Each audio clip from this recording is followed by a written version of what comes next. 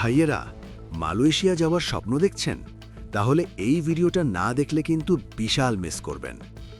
আসসালামু আলাইকুম প্রিয় প্রবাসী ভাইয়েরা এবং যারা বিদেশে যাবার স্বপ্ন দেখছেন, আপনাদের সবাইকে স্বাগতম আমাদের চ্যানেলে। আজকে আমি এমন একটা খবর নিয়ে এসেছি যেটা শুনলে সত্যি মন ভালো হয়ে যাবে।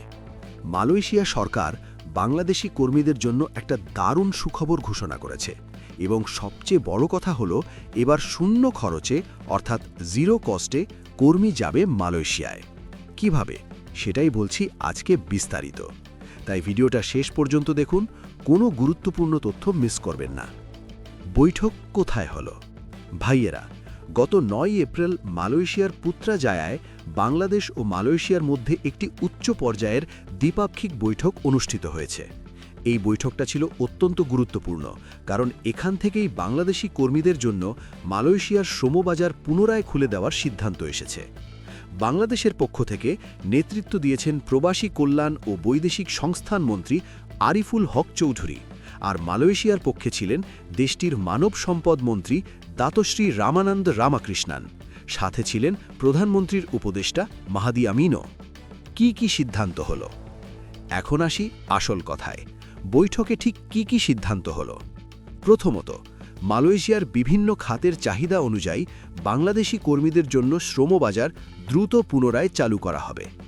দ্বিতীয়ত, মধ্যস্থতাকারের দৌরাত্ম্য কমানো হবে, মানে আর দালালের কাছে লাখ লাখ টাকা দিয়ে যাওয়ার দিন শেষ হতে চলেছে ভাইয়েরা। তৃতীয়ত, শুধুমাত্র বিশ্বাসযোগ্য ও নির্ভরযোগ্য রিক্রুটিং এজেন্সি ব্যবহার করা নিশ্চিত করা হবে। সবচেয়ে বড় খবর, এআই প্রযুক্তি ও শূন্য খরচ। এবার আসি সবচেয়ে এক্সাইটিং খবরটায়। মালয়েশিয়া ঘোষণা দিয়েছে তারা একটি এআই ভিত্তিক বা কৃত্রিম বুদ্ধিমত্তা চালিত নিয়োগ ব্যবস্থা চালু করতে যাচ্ছে। এই প্ল্যাটফর্মের মাধ্যমে আন্তর্জাতিক শ্রম সংস্থার নির্দেশিকা মেনে কর্মীদের জন্য শূন্য অভিবাসন ব্যয় বা জিরো কস্ট মাইগ্রেশন নিশ্চিত করা হবে। সহজ ভাষায় বলতে গেলে নিয়োগের পুরো খরচ বহন করবে নিয়োগকর্তা নিজেই, কর্মীকে আর পকেট থেকে টাকা দিতে হবে না। বাংলাদেশ এই ডিজিটাল প্ল্যাটফর্মে পূর্ণ সমর্থন ও সহযোগিতার আশ্বাস দিয়েছে। আরও কি আলোচনা হলো? এছাড়াও আলোচনা হয়েছে মানব পাচার সংক্রান্ত মামলাগুলো দ্রুত নিষ্পত্তির বিষয়ে, অনিয়মিত বা আটকে পড়া কর্মীদের সমস্যা সমাধান নিয়ে এবং কর্মীদের দক্ষতা উন্নয়ন ও প্রশিক্ষণে পারস্পরিক সহযোগিতা বাড়ানোর বিষয়ে।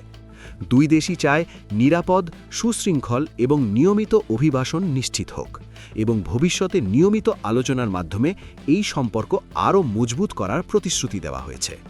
তো ভাইয়েরা, এটা সত্যিই বাংলাদেশের প্রবাসী কর্মীদের জন্য একটা আশার আলো। যদি এই এআই প্রযুক্তির মাধ্যমে সত্যি জিরো কস্টে মালয়েশিয়া যাওয়া সম্ভব হয়, তাহলে লাখো পরিবারের জীবন বদলে যাবে। আমরা এই বিষয়ে নিয়মিত আপডেট দিতে থাকব, তাই এখনই চ্যানেলটা সাবস্ক্রাইব করুন এবং বেল আইকনটা প্রেস করুন যাতে কোনো আপডেট মিস না হয়।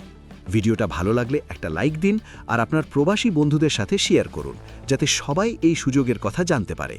কোনো প্রশ্ন থাকলে নিচে কমেন্ট করুন, আমি উত্তর দেওয়ার চেষ্টা করব। আল্লাহ হাফেজ।